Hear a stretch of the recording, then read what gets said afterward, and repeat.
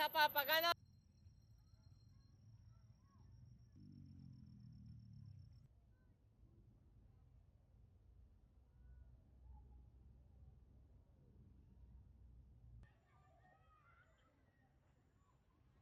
Sige lang.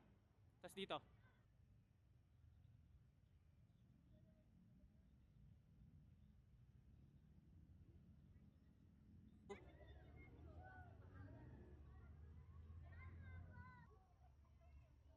Hanggang malalim.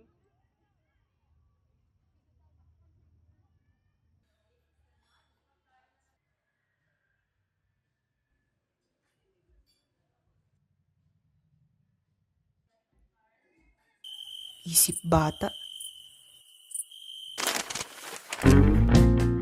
Yan ang nakasanayan kong bansag sa akin.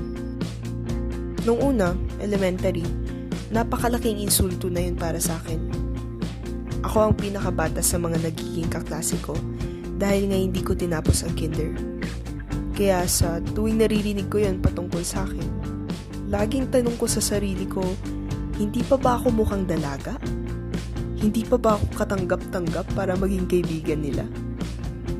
Dahil nga mas matanda sila at pakiramdam ko masyado akong bata para makipagkaibigan.